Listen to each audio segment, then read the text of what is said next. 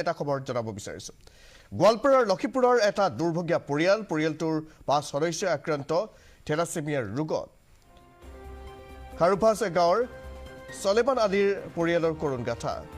2019 প্ৰথমে থেলাছেমিয়াত আক্ৰান্ত হৈছিল কন্যা ইয়াৰ পাছতে দুই পুত্ৰ পত্নীসহ থেলাছেমিয়াত আক্ৰান্ত হয় চলেমান 5 সদস্যক মাহত এবাৰকৈ যোগান ধৰিবলগীয়া হয় তেজ ৰাজ্যৰ ভিন্ন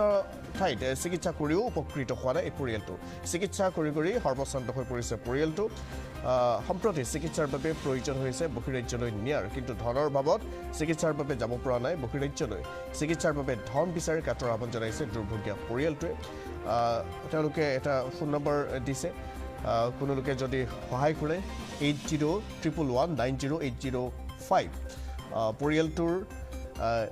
ইউকো বেংকৰ একাউণ্ট নম্বৰো তেওঁলোকে দিছে 060321106057 IFSC কোড হৈছে UCBA 000660 আৰ্থিকভাৱে সহায়ৰ আহ্বান জনাইছে এই পৰিয়ালটো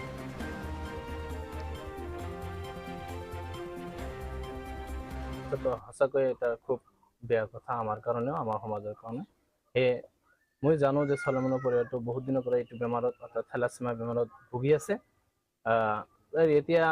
মই জনামতে সিহঁতৰ ফেমিলিৰ গোটেইকেইটাৰে হৈছে চলেমান বাদে অৰ্থাৎ চলেমানৰ মাজে মাজে তাৰো এই ল'ৰা ছোৱালীবিলাকক ব্লাড অৰ্থাৎ তেজ দি থাকিবলগীয়া হয় প্ৰতি মাহে মাহে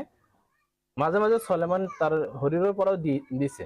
এতিয়া আৰু দুৰৱস্থা এনেকুৱা হৈছে যে সি নিজেও দিব পৰা নাই কিনিব পৰা নাই আৰু চৰকাৰৰ পৰা পাই আছে যদি